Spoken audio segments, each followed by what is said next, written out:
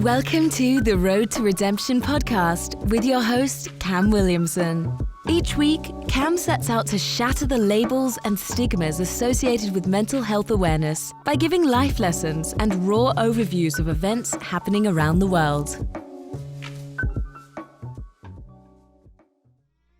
What is going on, guys? Welcome back to this episode of the Road to Redemption podcast. I'm, as always, your grateful host, Cam Williamson. Today, I'm telling you why your life is not working out the way you want it to. Oh, wow. Nice and corny, nice and cheesy.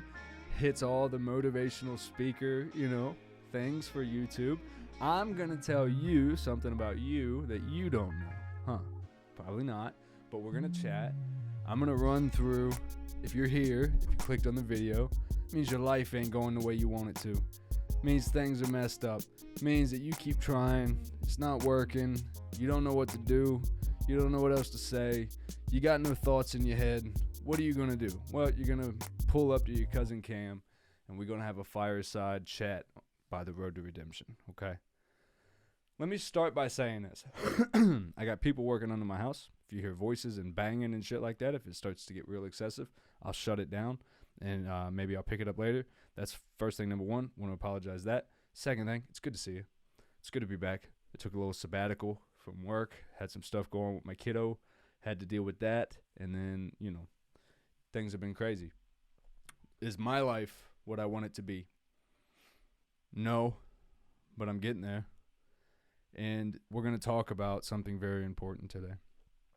Why is your life not what you want it to be?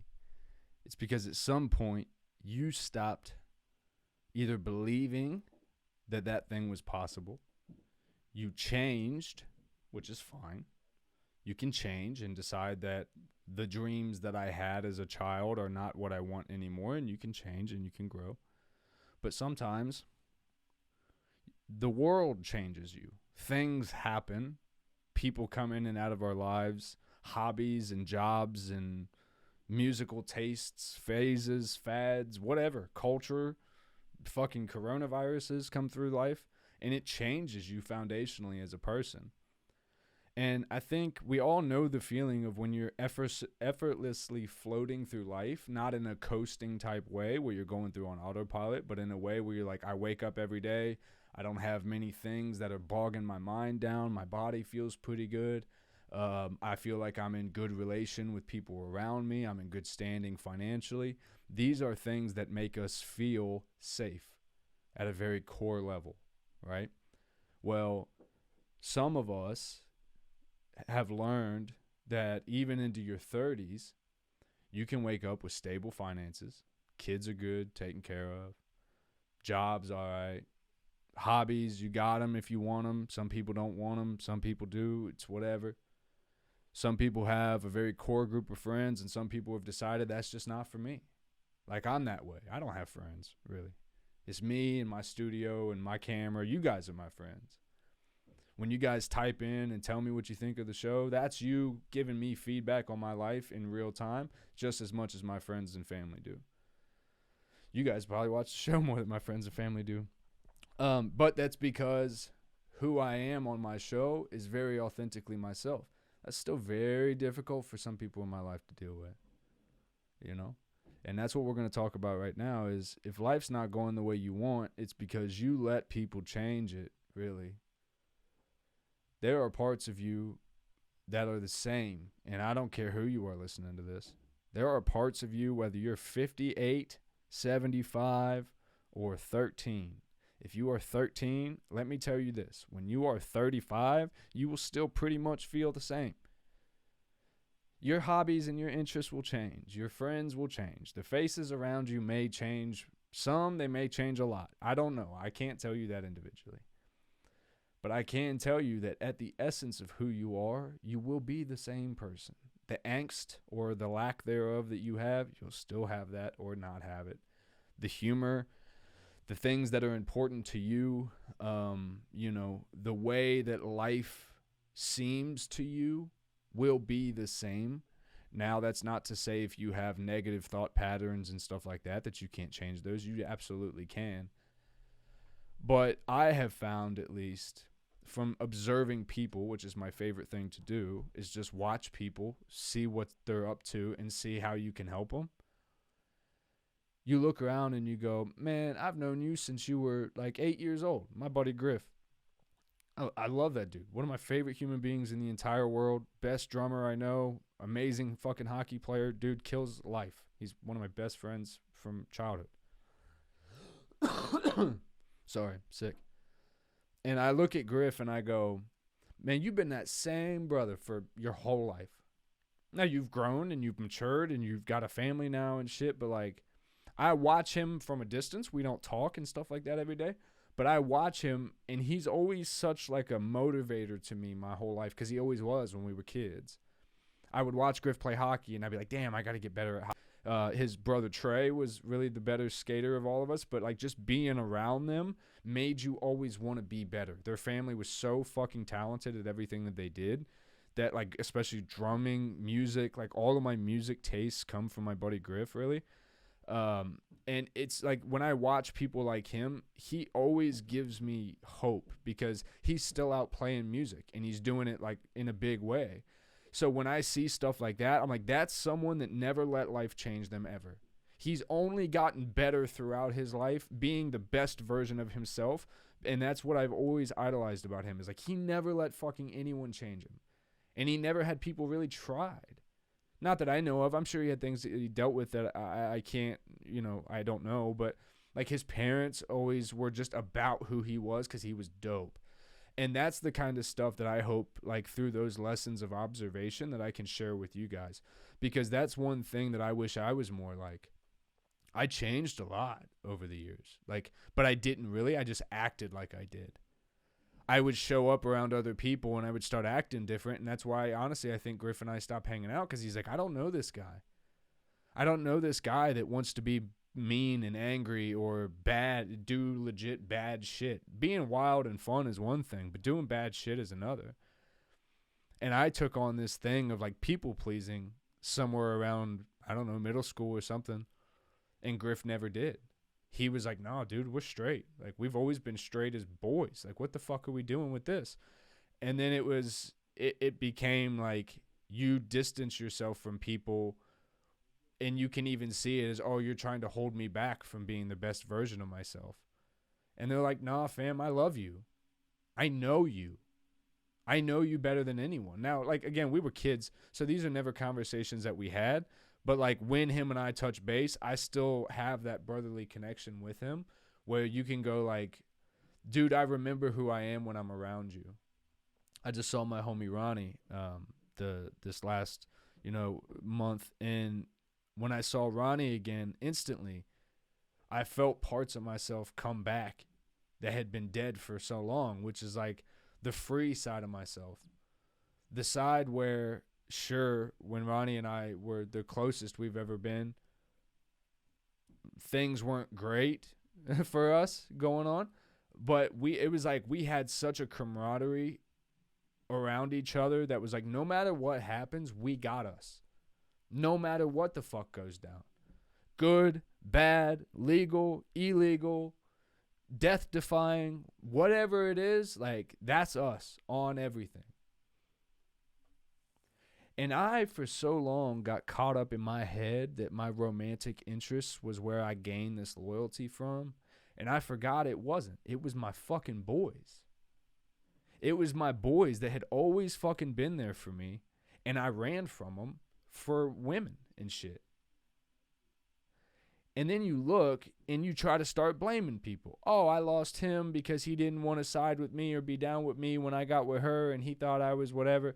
And it was like, man, they didn't give a fuck about any of that. They cared about you. And when you started doing bad shit or acting in ways that were outside yourself or things that weren't healthy for you, people that loved you try to tell you that. And here's the thing, man, that you can't get away from. People know when you're bullshitting. You could be the best bullshit artist in the world. You could have all the credentials, all the whatever to say you're a good actor, you're a good negotiator, you're a good fucking whatever. People who know you and have spent a significant amount of time around you, They can tell. It's a physical feeling people get when you're not being authentic with them. When you start lying, there's an ick that enters the room. When you start acting outside of who people know you are, when you start talking differently around different people, or you start lying about situations that you're in when people are like, dude, we were there. That didn't happen. Or that didn't happen that way. Why is he lying like that? And that's the person I became. We got some tapping going. That's the person I became, which was like, I became the guy that would just make stories. Not that I would lie, but we would dress up stories more to seem cooler when, like, my friends who were really my friends never had any interest in that. They were like, nah, man, there's nothing wrong with how we live. We're cool. Why are we trying to act like we either come from this or don't come from this? Or why are we acting like we got more than we have? Or what are we doing? And that's really where I started to notice my life slipped away from me, was I let the world, and when I say the world, some of that's the opinions of others, the opinions of myself, the general cultural norms of the time. Like, I grew up in the 90s in the Midwest, so like I thought I was going to be some gangster rapper when I was 13 through 18, right? I thought I was going to be like Machine Gun Kelly or something like that. And it was like, people that loved me was like, Cam, you're off on this one. But I'm like, no, you guys don't understand the pain and the angst, and you guys should hear me, and you should hear the things I'm doing. And they're like, no, fam, we hear you. We're just telling you this ain't it. You're off. We can see it. Everything you're doing right now isn't working. We see it. We see the flaws and all the holes in this. You can't see it because you're attaching to this for some reason. You know it's false. You know it's fake. And here's the thing. When you got to start pretending to be someone else to please people, it's over. When you got to take someone else's image and go, I need to be that for people to like me, it's over. You've lost. Those aren't your people. Why? I don't know. Maybe they were your people for a really long time. Again, there's no saying why. Like, again, me and Griffin were brothers since we were in kindergarten. And we stopped talking in high school, and we still keep in loose contact today. So it's like, do you lose people forever because people change and people grow and they evolve, and some people don't? Like, I de-evolved and I was going in bad places, so we grew apart. But it's like, that doesn't mean that you're completely useless to each other, right? Griff will never know the way he motivated me through my life. And Ronnie will never know, like, the things he's done to keep me going through my hardest times. And like, when I sat down and I wrote a whole book about my love life, when I was done, speaking of which, the book is out now. You can buy it on Amazon. Go buy that. I would really appreciate it. Let me know. Tag me in Instagram and all that shit if you buy it. I'd love to hear it. Review it on Amazon for me. That helps a lot. But I wrote that book and I was like, damn, dude, I wrote about all my ladies. I didn't write about my fucking boys. My boys barely showed up in it, and they were my fucking boys. Griff shows up in it in the very third chapter, and he's in it for 2 seconds. And it's a bad story. It's not a fun story to tell. It's like, dude, we had so many good stories that I didn't even think of until the book was over. I was like, oh my God, all these good memories of my fucking boys come back. And I was like, damn, fam. And that's like, when I took this time to step away, I was like, there's nothing more important than getting back to me. And getting back to that place where, like, my boys know that I'll always be there for them. My kids know I'll always be there for them. And, like, outside of trying to make sure that I can be the best human being I could be for, like, my kids, specifically my youngest daughter, because I'm around her every single day, I physically don't have the capacity to like focus on anything else. Now, like, I don't have friends. Like I said, I have boys from back home who I never get to see. But it's one of those situations where, like, I'm trying to even be better of just checking in with them. Because we were the type that was like, how's your mom's? Something's wrong? Done. That's handled. What? Let's talk about something else now. And I thought that I got that from being around women all the time. And I didn't. I didn't have the resources to do that for women most of my life. That came from my fucking boys and us doing hood rat shit to figure life out and being like, yo, that's who we are. That's why life worked so easy together. is because when we were making shit work, we just made shit work no matter what the cost was. Now, understand there's some toxicity and there's some things that you all need to grow and evolve from. But that's the thing, too, is I hold a responsibility in that.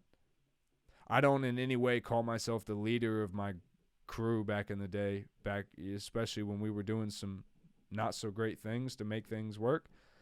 But I was a formative part of the group, and I was more the part of the group that would pull back on some of my boys and be like, yo, we might not want to do this one. Might be a smart idea to sit this one out. And while they would call me a pussy or call me a bitch and all this stuff, it's like, well, hey, that's my job here. It's my job to keep us out of jail. It's my job to make sure we don't get killed tonight. It's my job to make sure we make it home. That's my job. So then when I became a soldier, and that was just what you do naturally, well, I had already been doing that. Now I'm just doing it with a uniform on, and it felt funny. I was like, oh, this doesn't feel right.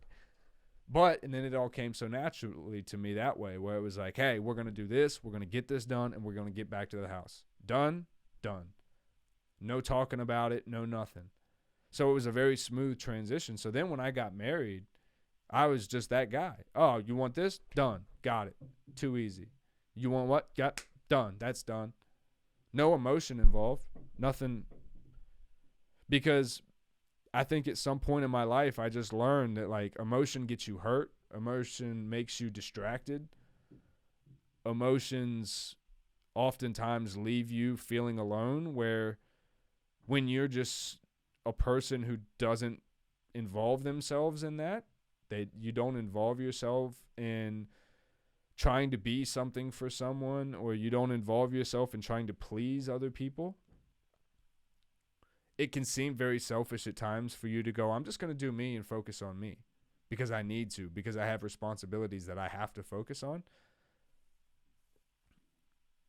That's where the people around you can make life quite the dance. Because the same people who say they support you probably don't support you when you're doing the things they wouldn't want you to do. And that's how you know when someone loves you. If you're standing there telling them, this is what I want to do, and I've said this 1,000 times on this show, if this is what I want to do, whether it be a gangster rapper at 16 from the Midwest, or I want to take this job, or I don't want to do these things, whatever. And that person is standing there going, I'm telling you, that's not going to happen for you. That person doesn't love you, right? Now, if you're doing drugs, if you're having an intervention of sorts, we're not talking about that situation, right? You don't get to go to your family tonight if they have an intervention with you and be like, well, Cam did not say you're not held accountable for your actions. I'm saying it's no one else's fucking business what you decide is okay for your life.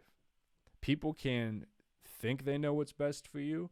People can see you doing harmful things and mention those things to you. From their perspective, they may seem like it's not a good thing to do. But in the end of life, you are the one that pays for your consequences. So I always ask you this.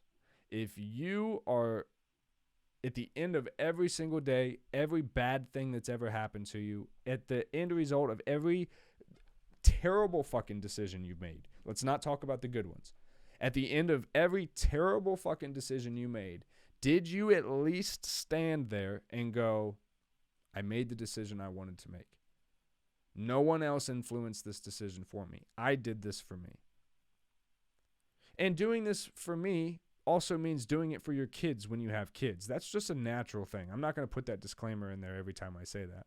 I don't assume that all the listeners of this show assume selfishness out of me. So you have to engulf everything and go, if I'm not doing what's best for me and I'm not living the most authentically for me, and also if I'm not doing that, if I'm living in this very fake way that makes me miserable and everyone around me knows it and they're okay with watching it, that means they don't love me the way they think they do. They may think they do. They may think that they have all these different feelings for me, but I've thought I've had different feelings for a lot of different people, and we've all shown how that works out.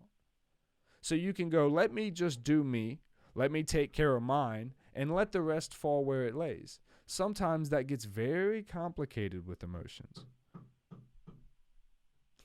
There's more tapping.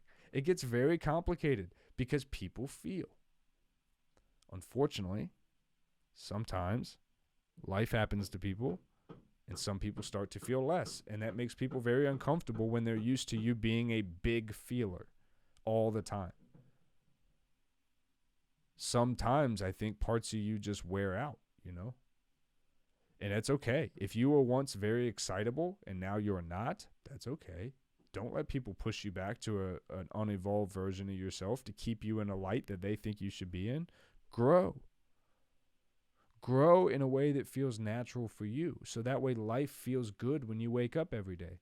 And life is peaceful when you lay your head down at night. Because guess what? It's often not. Everything on your exterior will do everything possible to make sure that it's not. You have to make sure that you control the shit you can control and make choices that feel good to you. I'm not saying become this hedonistic lifestyle person where you're going around fucking indulging in everything, doing all this drugs and drinking and doing all this shit. Don't do drugs. Don't drink and drive. This is your week starting safety brief. Don't drink and drive. Don't do drugs. Wear condoms. Don't do dumb shit, right? Don't drive too fast. Like your cousin Cam's taking care of you. Do whatever the fuck you want to do outside of those things, right? Take care of yourself. Be good to yourself. Treat yourself like you're someone you give a fuck about.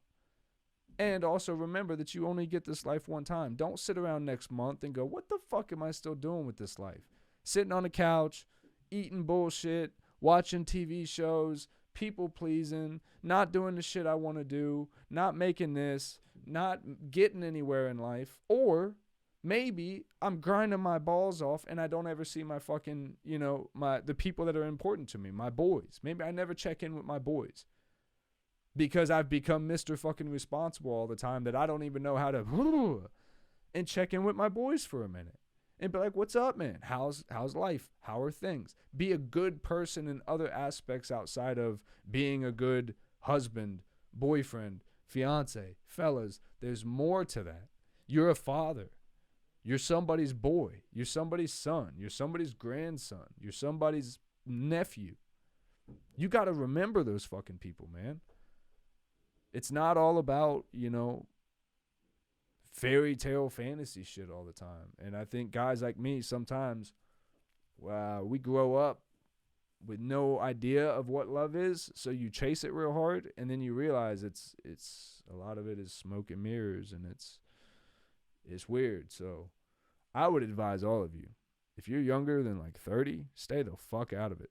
Just stay out of relationships, get to know people, have a lot of friends, have fun, be responsible. But like as far as attaching yourself and acting like you're about to be friends or girlfriends or whatever with people for life, fellas, if you're younger than 25, shut the fuck up, please.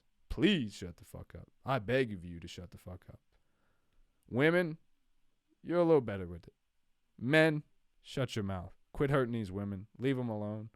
Let them be. Let them go and be the excellent fucking beings that they are. Guys, women are awesome. They're better than us. We lose. That's a fact. We fucking lose.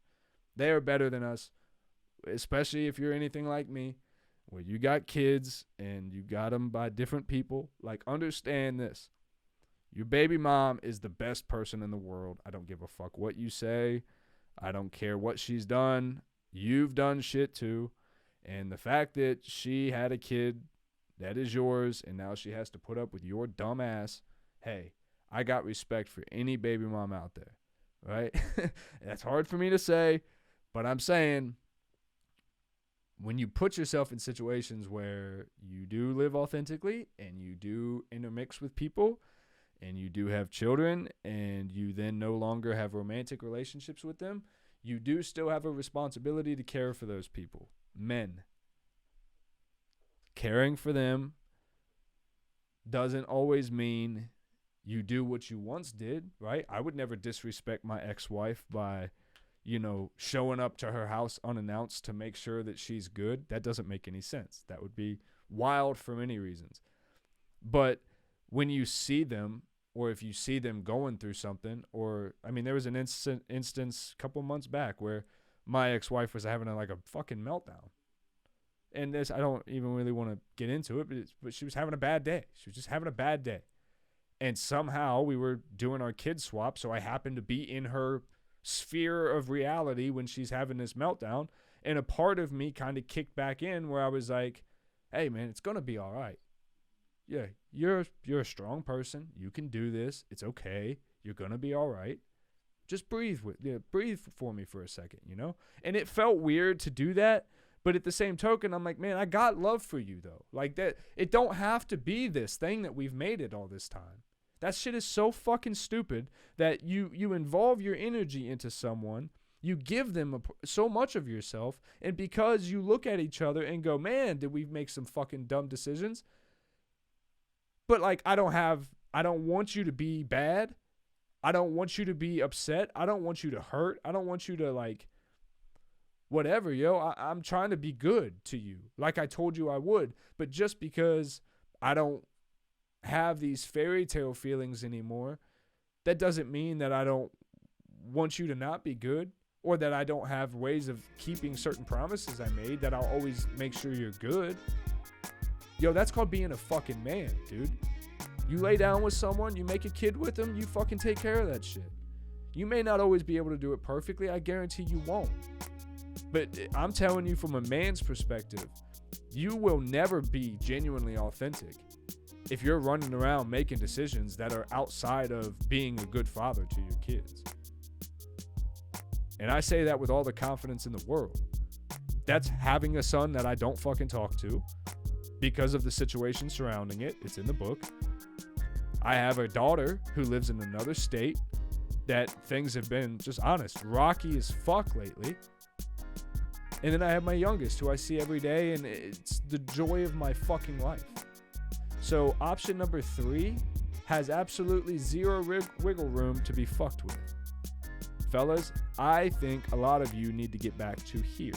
3, find your people that you can take care of, that naturally bring out the best in you, and be there for them in whatever way you can. And don't try to be more than you can be, and don't show up less than you can be. You can only do what you can do. Just be honest with people. Tell them where you're at, tell them what you can give, and tell them what you can't. With that, I love you. I'm getting the fuck out of here. Thumbs up the video, subscribe. I'll see you in the next one. Love you.